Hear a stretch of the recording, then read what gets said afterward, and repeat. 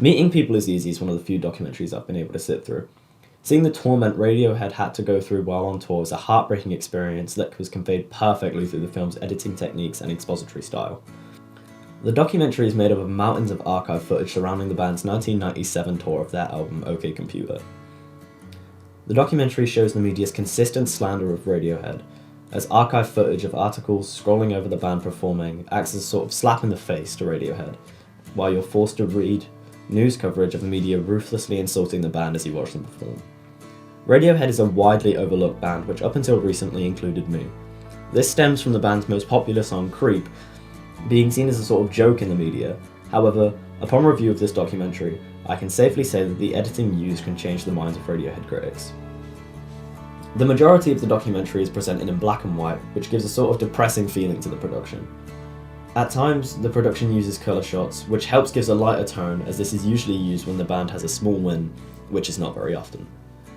York talks about how in England his peers view his success as being achieved through cheating, as it is uncommon for people in England to become as successful as Radiohead did. This paired with B-roll of a sped-up bus travelling through a tunnel laid over York's silhouette. This is used to show how fast things are going in York's career, and the never-ending tunnel could be used to show that York feels trapped in his career, that he can't quit or get away from the spotlight, and in turn has to face the consistent slander and ridicule from the media and his peers. A clip of York playing the song How to Disappear Completely in an Empty Theatre is used, which also relates to the idea that York feels trapped in his career, as he originally wrote the song using a phrase he repeated as a sort of mantra before shows to calm himself down.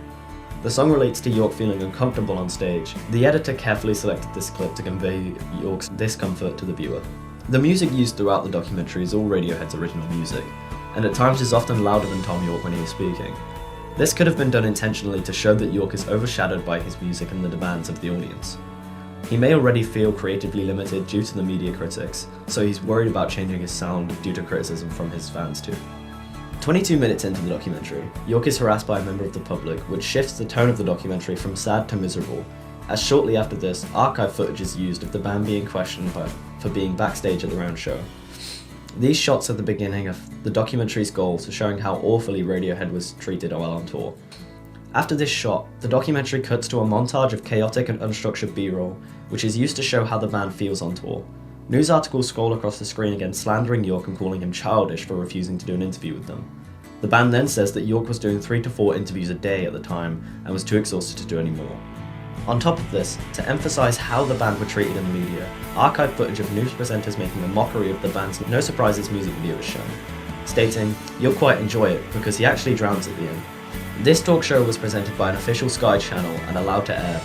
This shows just how unreasonably the media hated Tom York and the rest of Radiohead, and goes beyond slander of the band's music and borders on death threats. The use of this clip promotes empathy for the band, as B-roll of Tom York struggling and putting more effort than needed into the creation of No Surprises music video is shown, which he did not need to do, showing how much he cares for his music.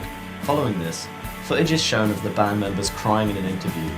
This is used to create empathy, as they were men raised in the 80s, so they would have been taught not to cry and to hide their emotion. Therefore, this shows just how broken they were by their tour and the constant slander and abuse from the media. Shots of empty halls with eerie distorted music are used throughout the documentary to promote empathy for the band. These shots are used to make you feel as uncomfortable as the band would have felt.